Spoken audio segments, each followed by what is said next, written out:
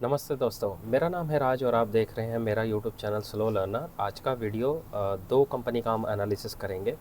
Company का नाम है नाइका और दूसरी है स्टालियन।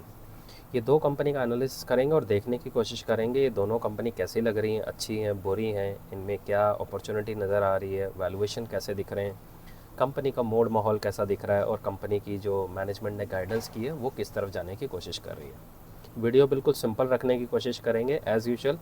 करना क्या हम चाह रहे हैं ढूंढने की कोशिश कर रहे हैं एक ऐसी कंपनी जो आने वाले टाइम में अपने इन्वेस्टर के लिए एक बड़ा पैसा बनाने की अपॉर्चुनिटी दे। और वो अपॉर्चुनिटी किसी ना किसी एक कॉस्ट पे मिलती है। जैसे कि हर स्टॉक का एक पी होता है, वैसे उसको ढूंढने की एक मेहनत लगती है और वो किस कॉस्ट पे अवेलेबल है ये डिपेंड करता है। कभी कभी क्या होता है, कंपनी बहुत अच्छी होती है लेकिन वो बहुत महंगी हो जाती है, और कभी कभी बुरी कंपनी होती है लेकिन वो सस्ती मिल रही होती है। तो आपको देखना होता है कि कौन सी कंपनी आपके लिए फ़ायदेमंद है। ठीक है, तो ये हमारा मोड माहौल होने वाला है हमारा जो वीडियो का है। और जो वीडियो है ये 4 हिस्सों में होगा। पहले हिस्से में कंपनी का बिजनेस मॉडल देख लेंगे, फिर उसके फंडामेंटल एनालिसिस, तीसरे हिस्से में उसका टेक्निकल एनालिसिस जो कि चार्ट पे होगा, और लास्ट हिस्से में इसके वैल्यूएशन भी देख लेंगे। अब ये सारी एक्सरसाइज करेंगे, ठीक है। और एज़ यूजुअल वीडियो को बिल्कुल सिंपल रखेंगे। चलिए शुरू करते हैं, सीधा चलते हैं पहले कंपनी के वेबसाइट पे और देखने की कोशिश करते हैं कंपनी क्या करती है। एज़ यूजुअल जैसे कि आप सब लोग जानते हैं, नायका बड़ा ही पॉपुलर ब्रांड है जो कि women care, women health care अगर स्पेशली कहें तो उसके रिलेटेड अनलिमिटेड प्रोडक्ट्स बनाता है। ये ऑनलाइन इनकी जो प्रेजेंस है वो अवेलेबल है और ये इनका बिज़नेस मॉडल है। ऑनलाइन अपने वेबसाइट पर लाते हैं, सामान बेचते हैं। B2C इनका डायरेक्ट बिज़नेस मॉडल है और कुछ ये कंपनीज़ के साथ डायरेक्टली भी डील करते हैं। ठीक है, अगर ज़्यादा डिटेल में जाना है, कंपनी की वेबसाइट है ये, वहाँ जाना, एक एक डिटेल वहाँ दी गई है। आप जम के पढ़ना, और जम के पढ़ोगे तभी आपकी जो रिसर्च है कॉन्फिडेंस आएगा, पक्का होएगा। हम क्या करते हैं, हम चलते हैं सीधा इसके पीपीटी पे और पीपीटी पे चल के देखते हैं कि इसका जो मैनेजमेंट ने इन्फॉर्मेशन दी है वो कैसी दी है। जैसे ही आप पीपीटी इसका खोलेंगे, आप देखेंगे यहाँ पे काफ़ी सारे इन्होंने ये जो प्रोमिनेंट मॉडल्स हैं उन सबको अपना ब्रांड एम्बेसडर बनाया है, जो कि अच्छी चीज़ है। और काफ़ी पैसा खर्च कर रहे हैं एग्रेसिवली। तो पीपीटी काफ़ी कलरफुल है। जिन लोगों को ब्लैक एंड वाइट पीपीटी देखने में प्रॉब्लम होती है उनके लिए आई एम श्योर ये बहुत अच्छा दिखेगा। यहाँ पे इन्होंने अपने ग्रोथ के बारे में बात करी है, ब्रांड्स के बारे में बात करी है, जगह जगह इन्होंने इनके जो आउटलेट हैं, फिर उसके स्क्वायर फीट के बारे में बात करी है। तो मैं आपसे रिक्वेस्ट करता हूँ एक बार जाइए और इसका जो पीपीटी है देखिए, बहुत मज़ेदार है। सीधा मैं आपको लेके चलता हूँ इनके कॉन कॉल पे, और कॉन कॉल पे चल के देखते हैं कि इन्होंने क्या बात करी है। जो कंपनी का कॉन कॉल की शुरुआत थी, स्ट्रॉन्ग थी, बुलिश थी और मज़ेदार थी। कंपनी ने हालांकि बताया कि उन्होंने जो ग्रोथ करी है वो 26% के आसपास करी है, और पूरे कॉन कॉल में आगे ज़्यादा इसके बारे में बात नहीं करी कि कितना करेंगे, लेकिन एक कॉन कॉल पढ़ेंगे तो एक सेंस निकल के आ रहा है 25 से 30% के पास पास ये ग्रोथ करने जा रहे हैं इस साल भी। तो गाइडेंस इनडायरेक्टली मैं बता रहा हूँ, डायरेक्टली वर्ड्स में कहीं नहीं बोला कि कितना परसेंट करेंगे, लेकिन अप्रॉक्सीमेट 25 से 30% ये करने जा रहे हैं। फिर इन्होंने बताया कि जो इनका नायका का फैशन का जो ब्रांड है खुद का, बस उसने ही जो परफॉर्म अच्छा नहीं कर पा रहा, बाकी सब जगह परफॉर्मेंस हुआ है। 250 से ज़्यादा इनके ब्यूटी स्टोर हैं जो जहाँ पे ये अपने प्रोडक्ट्स बेचते हैं और जो ये ब्यूटी की क्लासेस देते हैं, जो भी आप कहना चाहते हैं। और 82 सिटीज़ में इनका प्रेजेंस है। और इन्होंने जो इनके प्लेटफॉर्म से जो भी आप ऑर्डर करते हैं वहाँ से इन्होंने एक टाई अप करा है जो कि 30 मिनट से 120 मिनट, यानी कि आधे घंटे से लेके 2 घंटे के बीच में ये आपको आपके जो प्रोडक्ट्स हैं नायका के, जो भी आप इनकी वेबसाइट पे जाके बुक करते हैं, बाय करते हैं, ये आपको डिलीवर कर देंगे। तो घर बैठे बैठे आपको सारे के सारे इनके प्रोडक्ट मिलेंगे। फिर इन्होंने जो फ्रेगरेंस है यानी कि जो परफ्यूम है, एक लॉन्च करा है जो पार्टनरशिप में है इनके मार्क्यू लग्जरी जो ब्रांड है उनके साथ मिलके ये लॉन्च करा है। तो ये एक खबर इनके कॉन कॉल से मुझे मिली। मार्केटिंग ये कर रहे हैं अपनी ईमेल व्हाट्सएप के थ्रू, और जो पुश नोटिफिकेशन जो ईमेल होता है उसके थ्रू भी कर रहे हैं। प्रीमियमाइजेशन की तरफ ये जाने की कोशिश कर रहे हैं। ज़्यादातर इनके जो प्रोडक्ट हैं वो अफोर्डेबल जो हमारी कैटेगरी होती है उसमें आते हैं। बस इतना ही इसके कॉन कॉल में मुझे मिला।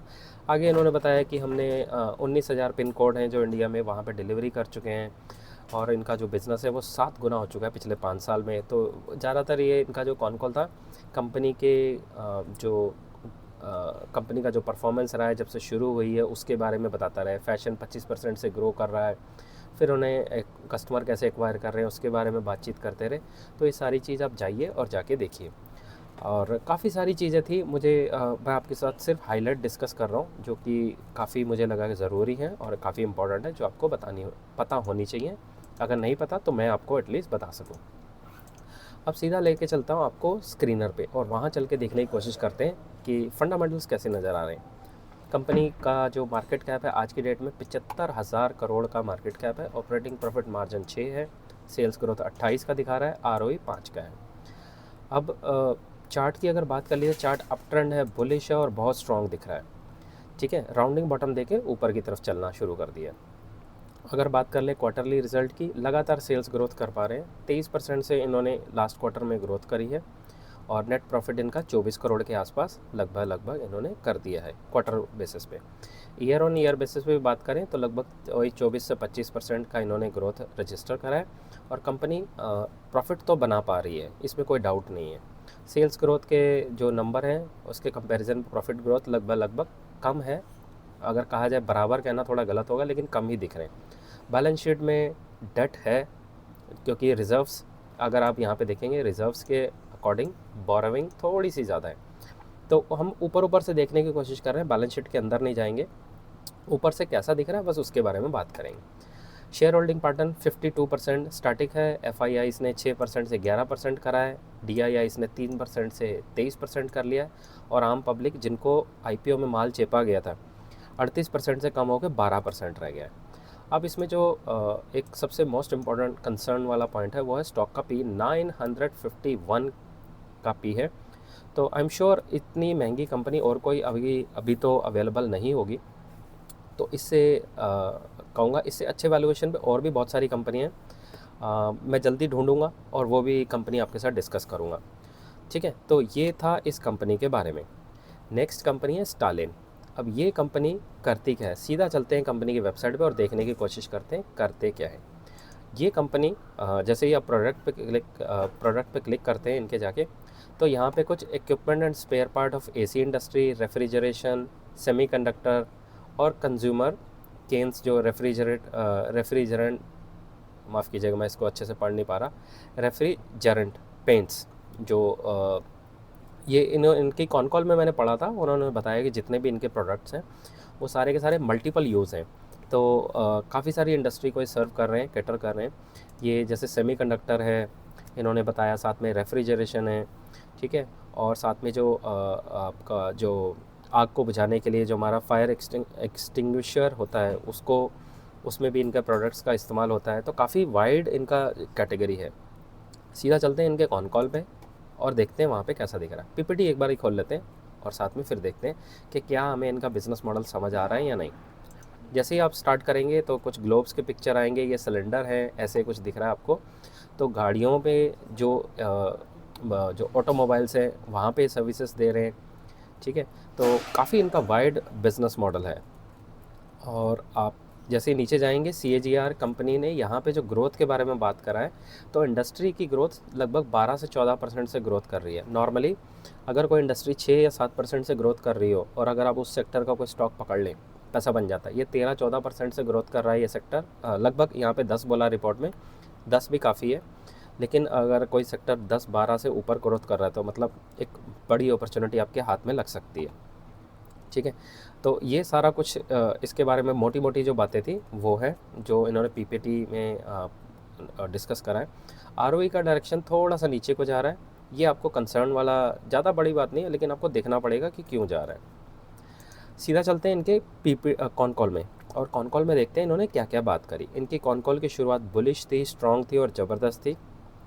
50 से 60% का रोबस्ट जो इन्होंने बताया है कि हम ग्रोथ करने की कोशिश करेंगे, लेकिन ये 50 नहीं था, एक्चुअली 30 से 40 कहना चाह रहे थे। तो यहाँ पे 50.30 ऐसे करके कुछ लिखा है, तो मैं उसके अकॉर्डिंग पढ़ के बता दी। नॉर्मली इनका जो सेल्स ग्रोथ का नंबर है वो 30% के आसपास है। इनके जो रेफ्रिजरेशन के जो भी प्रोडक्ट्स रहते हैं, जो भी गैसेस रहती हैं, वो सारी की सारी 8 तरह की गैसेस होती हैं, सारे बनाते हैं। एक इनका R13 करके एक प्रोडक्ट है जो कि एक गैस है जो कि कूलिंग के लिए काम आती है, फिर उन्होंने यहाँ पे बताया semiconductor, solar, fibre optics, cooling application, sector 2। तो ये सारे सेक्टर में काम कर रहे हैं और जो पूरा सेक्टर, पूरा का पूरा सेक्टर है वो 10% CAGR से ग्रोथ कर रहा है। अगले 10 साल की अपॉर्चुनिटी है इसमें। गाइडेंस इन्होंने बताई 30 से 35% ग्रोथ करेंगे हर साल, जो कि अच्छा साइन है। और प्रोडक्ट डिटेल के लिए आप ये वाला अगर इसका इनका हिस्सा पढ़ेंगे। फिर इन्होंने यहाँ पे थोड़ा सा हम पढ़ के पहले आपको बताता हूँ। जो इनकी एप्लीकेशन है, जो इनका प्रोडक्ट है, वो रेफ्रिजरेशन एंड नॉन रेफ्रिजरेशन इन दोनों में ही इस्तेमाल होता है। और जो इनके जो प्रोडक्ट है वो मल्टीपल यूज़ प्रोडक्ट है। ये इन्होंने कॉन में भी बताया था और इनके PPT में भी मेंशन करा है। फिर उन्होंने एक केपेक्स के बारे में बात करी, जो कि 10,000 टन की कैपेसिटी का एक केपेक्स करने जा रहे हैं अगले 2 साल में, जो कि 2 फेसेस में होगा। इनफैक्ट नॉट अगले 2 साल में नहीं, 2 फेसेस में होगा, जो कि 5,000 टन और 5,000 टन, इस तरीके से 2 स्टेजेस में ये अपना केपेक्स करेंगे। कॉल ज़बरदस्त था, बुलिश था, मज़ा आ गया मेरे को कॉल का पढ़ के। अभी मैंने आधा ही इनका कॉल पढ़ पाया, तो जो मैंने पढ़ा है बस मैं आपके साथ वो डिस्कस कर रहा हूँ। प्रोडक्ट बताने के बाद इन्होंने एक टेक्निकल टर्म थोड़ी सी बताई थी, सिंप्लीफाई उसको कर देता हूँ, जो कि कॉल में भी बताया। इनका जो इमीडिएट पीयर्स हैं, जो कि एम्बर हैं, उन्होंने क्या करा है, उन्होंने जो गैस का जो स्टैंडर्ड है, एक 200 बार का स्टैंडर्ड रहता है, उसको उन्होंने अपग्रेड करके 300 स्टैंडर्ड बार पे ले गए। अब इसका मतलब उन्होंने आसान भाषा में बताया। मान लीजिए अगर 200 बार की गैस है क्वालिटी में, बिल्कुल सिंपल रखते हैं, मान लीजिए गैस है, गैस की क्वालिटी है 200 बार। अगर वो 200 बार रहती है तो एक सिलेंडर में 200 बार वाली जो कैपेसिटी की गैस है वह लगभग 6 से 7 किलो भरी जा सकती है। ठीक है, यानी वो गैस इतनी मोटी रहती है। आसान भाषा में बता रहा हूँ बिल्कुल। अगर उस गैस के स्टैंडर्ड को, क्वालिटी को अपग्रेड अप कर दिया जाए, 300 बार पे कर दिया जाए, तो उसी सिलेंडर, उसी कैपेसिटी में 10 से 11 किलो कैपेसिटी की गैस फिल करी जा सकती है। समझ आ रहा है? एक बार दोबारा रिपीट करता हूँ। इंडस्ट्री में अभी जो नॉर्मल रेफ्रिजरेशन गैस का जो भरा जाता है एक सिलेंडर में, उसकी जो क्वालिटी की गैस है उसको चेक करने के लिए, नापने के लिए बार में काउंट करा जाता है, 200 बार। और 200 बार एक बड़े सिलेंडर में 6 से 7 किलो ही भरी जाती है। एम्बर कंपनी जो इनके इमीडिएट पीयर है, वो भी जो इस फ्रिज रेफ्रिजरेशन वाले काम में, एसी वाले में, उन्होंने गैस की क्वालिटी को इंक्रीज़ करके 300 बार पे ले गए।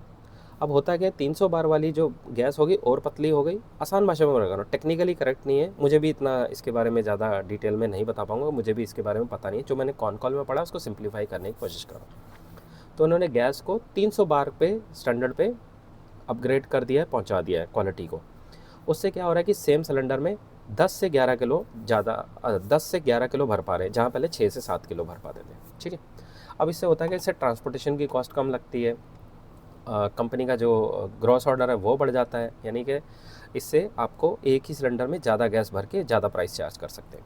तो यहाँ तक तो मैंने पढ़ा। अब आगे कॉल अभी मेरा पढ़ना बाकी है, थोड़ा सा पेंडिंग है, तो आगे का मैं कुछ और नहीं बताऊंगा, लेकिन मोटा मोटा मैंने आपको सारा कुछ बता दिया जो इस कंपनी का है।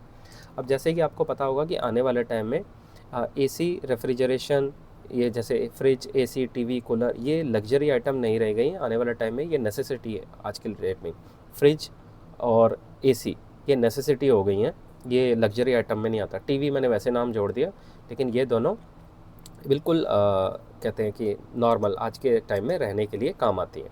ठीक है, अब चलते हैं सीधा स्क्रीनर पे, और स्क्रीनर पे चल के देखते हैं कि इसके फंडामेंटल्स कैसे दिख रहे हैं। 2400 करोड़ के मार्केट कैप पे है कंपनी। ऑपरेटिंग प्रॉफिट मार्जिन 11 है, ROE 15 का दिखा रहा है। यहाँ पे पैग रेशियो की बात करें तो 4.5 है, और प्राइस टू बुक 8 का दिखा रहा है।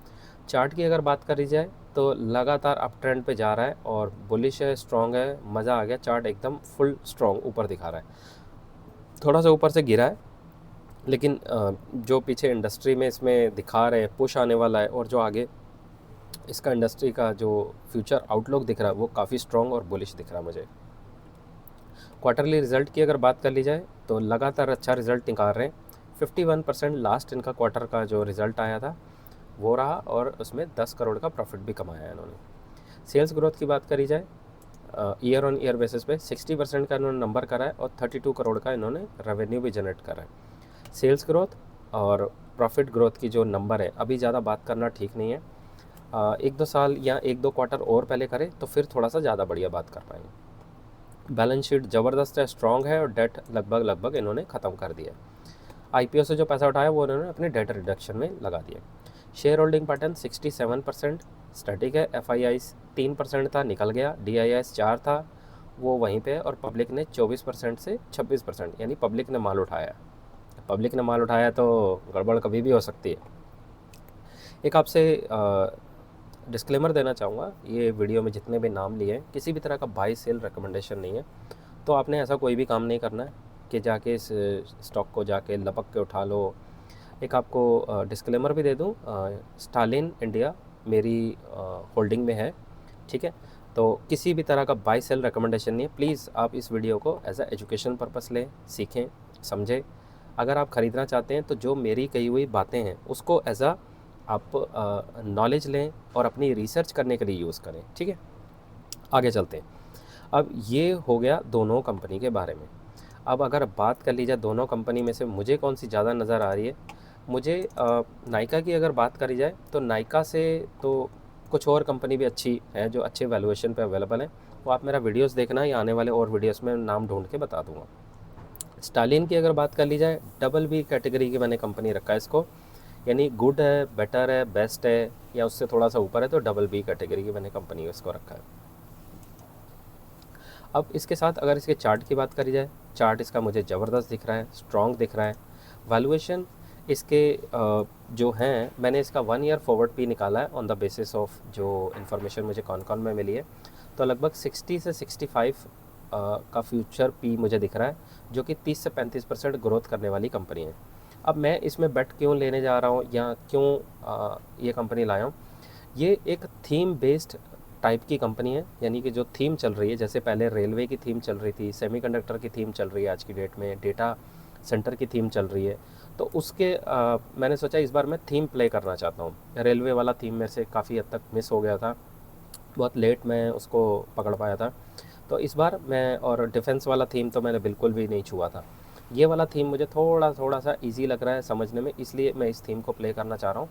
और आने वाले मेरे वीडियोस में मैं थीम से रिलेटेड भी स्टॉक्स लाऊंगा और वो आपके साथ डिस्कस करूँगा।